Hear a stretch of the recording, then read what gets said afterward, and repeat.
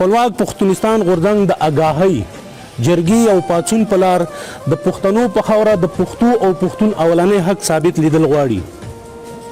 خپلواک پښتونستان غورځنګ د نړیوال دستور په مطابق د پښتني خاورې په ټولو سرکاري دفترونو چوکو او نوکرو اولنی حق د جوګه پښتنو ځوانانو ثابت لیدل غواړي.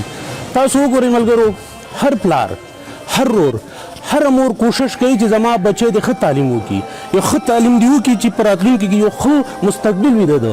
هر پلار چې دی دغه دپاره کار او زیار کوي، بار ملکونو ته ورته لاړ شي، دکانداري کوي، شپه ورځ په ځان یو کړي، ځمکه خرڅه کړي، کور خرڅ کړي، دکان خرڅ کړي، ګاډي خرڅ کړي. د بچي د تعلیم دپاره چې د یو ښه تعلیم وکړي، بچی تعلیم وکړي، ډګریانې واخلي، له بده مرغه چې بیا هغه ته هغه نوکري نه میلاویږي.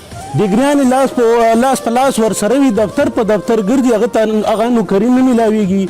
نو بیا د صاحب حیثیت په مطابق باندې هغه یا ریډي ته ودرېږي، د سبزۍ ریډت کوي، یا دکان ته شي، یا ټیکسي چلوي، یا رکشه چلوي، یا په پنجاب کې بیا چوکیداریانې کوي، یا په پنجاب کې بیا د موبایلونو سامانونه په روډ د سړک په غاړه خرڅوي، یا لاړ شي بار ملکونو د سعودي او د عربو. خو زموږ ستاسو هسې هم ټیکه ده دوی سره، هلته بیا ډریوریانې کوي. زمونږ د صوابۍ د سیمې یو څوک هلکان راغلي، له 20 نه 13 پورې هلکان وو، اکثر پکې تعلیم یافته وو. تاسو ته پته ده د هغې تنخوا څومره وه؟ 800 درهم باندې هغې راغلي وو. لاندې ریګستان ور، بره نلمر، په هغه 40 48 49 ګرمۍ کې هغې د بلچې و دغه کار کولو، د لاس مزدوري هغې کوله سره د تعلیمه.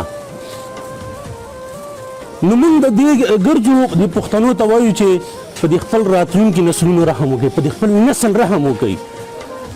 د بل قوم غړی راغلی دی دلته، ستا په دفتر کې ناست دی، ستا ایسي هغه استعمالوي، ستا ګاډی استعمالوي، ستا تیل استعمالیږي، ستا کور استعمالیږي، ستا ځمکه استعمالیږي، او ستا ګلالی بچی چې دی هغه بار ملکي په د عربیانو نوکرۍ او چاکرۍ کوي. ولې؟